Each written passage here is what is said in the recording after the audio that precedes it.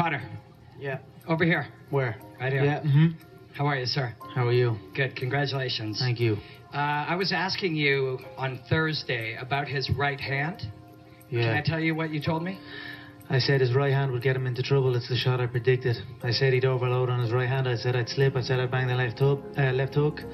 And that's what happened. Word for word, you said, I felt when we stared down, I felt his right hand was twitching, which was a subtle tell for me. He is ready to unload that right hand, and I feel that could be a downfall for him. If he lets that right hand go, I will not be there.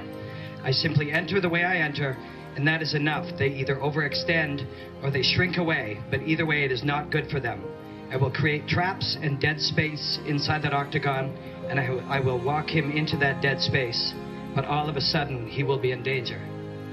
How do you do that? How do you predict these? If you can see it here, and you have the courage enough to speak it, it will happen. So I see these shots, I see these sequences, and I don't shy away from them.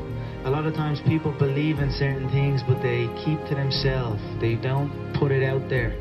If you truly believe in it, if you become vocal with it, you are creating that law of attraction, and it will become reality. I knew he would overextend, and I knew I'd catch him. So I stick back to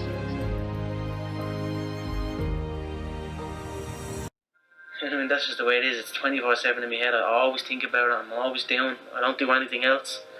And knowing that I have that kind of mentality about it, that's what gives me confidence going in there. You know, I've already visualised what's ahead of me here. I've already visualised my hands getting wrapped and what maybe walking out to the weigh-ins, walking out to the cage. I can see everything. I can see. Of course, I visualise the belt, man. That belt, that belt is on me up 24/7. You know what I mean? I'm not going in there to shake no one's hand. I'm not going in there to be the token Irish guy. You know what I mean? Wear a paddy hat and a pot of gold. You know what I mean? Carry out a pot of gold and have a ginger beard or something. I mean, you know what I mean? I'm just going out there and I'm going out there to go at people.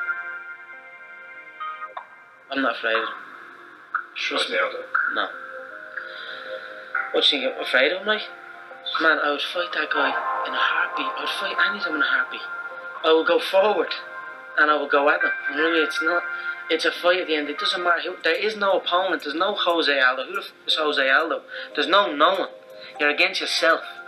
You know what I mean? You're against yourself. And I just feel like I'm able to beat myself. You know what I mean? I can beat me mind. Do you know what I'm trying to say? I believe in myself so much that nothing is going to stop me.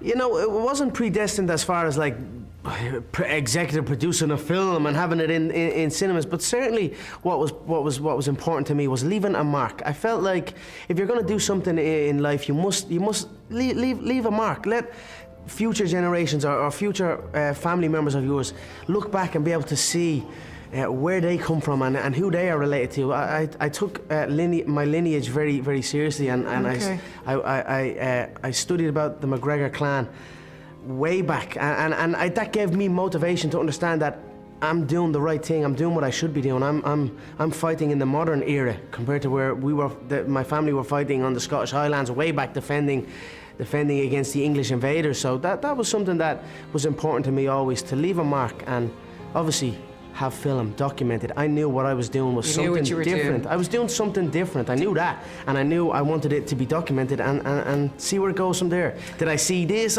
You don't know. I don't know. I saw something. I had some sort of vision, and thankfully, as I grew older, it formed before me. For me right now, important is legacy, leaving my legacy behind, leaving a footprint, letting the world know and the future world know this is what I done when I was on planet Earth. And then, of course, with my son, Conor McGregor Jr., the legacy continues. Absolutely. And it keeps. But what's really nice, though, I suppose, is that we see a vulnerable side to you as well, that you were emotional when you won the featherweight title. Did you want everybody to see that, or did that just happen organically? Well, that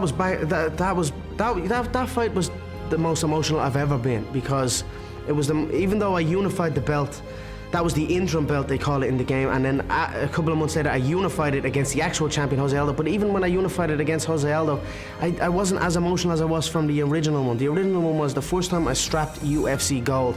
You have no idea how many times I've been told, I'll never do that, or never, let alone win the belt, even win a fight, even get signed.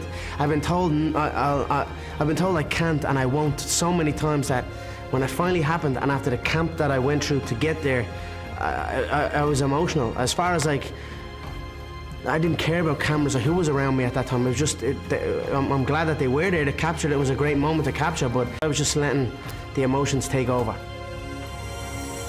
Conor. Yeah. Over here. Where? Right here. Yeah. Mm-hmm.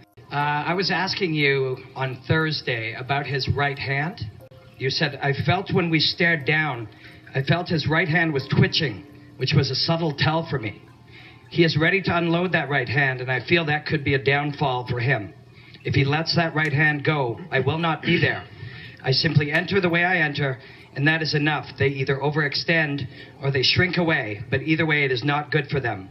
I will create traps and dead space inside that octagon, and I will walk him into that dead space, but all of a sudden he will be in danger. How do you do that? How do you predict these if things? you can see it here, and you have the courage enough to speak it, it will happen. So I see these shots, I see these sequences, and I don't shy away from them. A lot of times people believe in certain things, but they keep to themselves. They don't put it out there. If you truly believe in it, if you become vocal with it, you are creating that law of attraction, and it will become reality. I knew he would overextend, and I knew I'd catch him. So Mystic Mac strikes again.